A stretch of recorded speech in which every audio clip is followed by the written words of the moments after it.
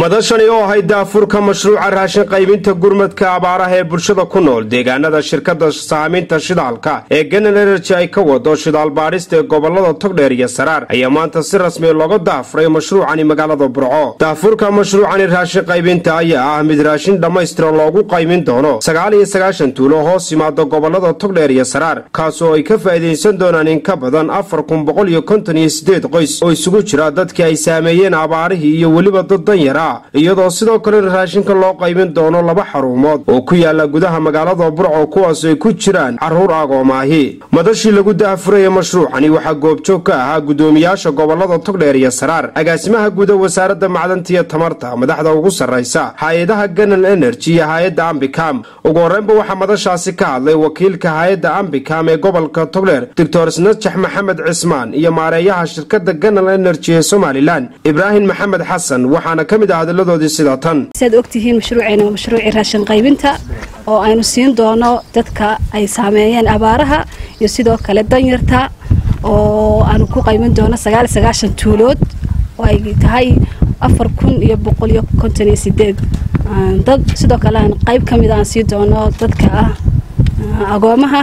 maanta farxad weyn oo tadan reer galanahay farxad weyn weeye maalintan wax qaybinayna ama soo gaarsiinayno deegaanada hada jiro maalin wanaagsan weeye doorka waxaanu qaybinay biyo doorkana waa raashin weeye ka kooban la gaarsiinayo ilaa 99 tuulo iyo waliba 2 xarmo agoomeed 99 tuulo ay ka sii koobnaanayaan 4158 qoys inta tirada ku hayo waa maalin wanaagsan shidaal ka hadlimayno raashin ka hadlaynaa nimcooyinka la way soo socdaan insha Allah sanadkan gudihiisana hadii la yiraahdo waxaan ku hawlaan doonaa inaan ceelka horeey ka qodno dalka. It's not the first time we do CSR activity in Burco.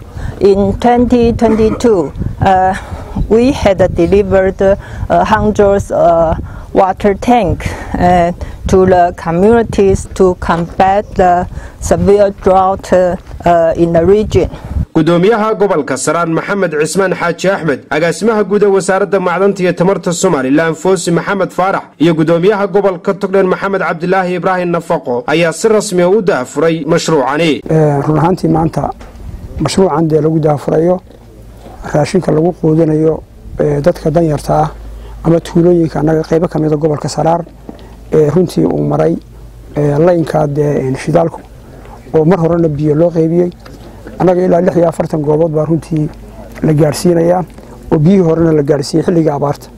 maantana waxa lagu jiraa xilli jiilaal oo runtii baahi badan loo qabo dadku anaga dadka gobolka ku nool 195 waa xoolo dhaqato runtii duruufaha abaartuna ay runtii ay raad badan ku yeeshay sanadihii u dambeeyay.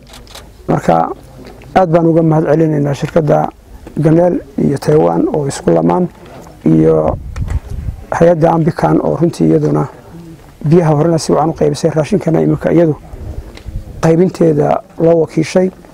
waxaanu maanta furaynaa sida noo sheegeen Ibrahim oo Genel iyo in maanta aynu furi doono 99 tuulo waan malaynayaa iyo dhowr kun 4000 something family ama reer oo loo qaybinayo ma ahana wax cusub waa wax maalin walba mar walba yimaada oo ay Genel la keento Ambicna qaybso marar hore badan baanu ka qayb galnay weegan gudihiisa salaxda dhowr iyo 60 baan malaynayaa tuulo marka wax joogtaa insha Allah wax ka bareynaa inaan mar labaad noo keenay mar saddexaad iyo mar afraadba waan uga mahad celinaynaa sida ay noo dareynayaan gaarka hay'adda petroleumka iyo Ambic oo servicekeedu aad fiican yahay oo qaybinteedu aad fiican tahay. waan ku faraxsanahay maanta inaanu kala dirno mashruucii raashin qaybinta ahaa ee loo qaybinayay 4800 qoys ee ku kala nool 99 tuulo oo hoos yimaada gobolka Togdheer iyo gobolka Saraar. farxad gaar ah inoo tahay inaan ka soo qayb galno oo daafurno. waxaan rajaynayaa shirkadda Genel iyo saaxiibadeeda sida Ambicam runtii inay dee saaxiib dhow la yihiin labada gobol aan soo magacaabay waxaan rajaynayaa inay sii labalaabi doonaan waxqabadka iyo iskarabtaagga dadka baahiyaha gaarka ah runtii qaba. daafurka mashruucan raashin qaybinta kadib waxaa si rasmiya loo bilaabay qaybinta raashinkaasi iyadoo lagu bilaabay qaybinta raashinkaasi 2 xarumood oo ay ku jiraan arday carruur agoon ahi waxaana sharaxaad ka bixiyay labadani xarumood ee loo qaybinayo raashinkani gudoomiyaha hay'adda Ambikan ee Somaliland Khadar Maxamuud Axmed waxaana kamid ah hadaladiisii sida tan. waxa farxad noo ah maanta inaynu joogno xaruntii agoomaha oo aynu ku bilaabayno mashruucii raashin qaybinta oo ay nagu talagalnay dadka abaaruhu saameeyeen ee ku kala nool gobolada Togdheer iyo Saraar. aad iyo aad bay farxad noo gelinaysaa halkan aynu maanta joogno ay ku nool yihiin carruur agooma ah carruurtaasoo aynu maanta siin doono raashin insha Allah ay ku noolaadaan muddo. carruurta halkan ku nool kaalarka haysata waxay weeyaan 28 isugu jira wiilal iyo gabdho. ilmo kasta oo ka midna wuxuu heli doonaa raashin qoys oo ka kooban sonkor, bariis, daqiiq iyo saliid. waxaan rajaynaynaa in raashinkaas insha Allah muddo hayo. aad iyo aad baan ugu faraxsanahay inaan maanta halkan goobtan urtaagan ee xarunta agoomaha ee Burco aanu soo gaadhno oo aanu qayb raashina ugu deeqno. waxay la tahay wax ka wanaagsan oo la bixiyaa ma jiraan. aad iyo aad baan idinku mahadnaqaynaa sida aad u soo caawiseen carruurtan agoonta iyo kuwa baahiyaha gaarka leh. waxaa maanta aanu ka gudoomaynaa deeq raashina hay'adda Energy iyo Handicap oo iskaashaday.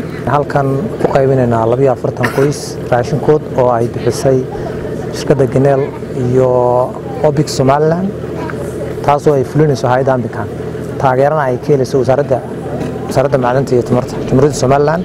ومحمد إبراهيم بريتش تيفيق قرنك الصوماليلان برعو.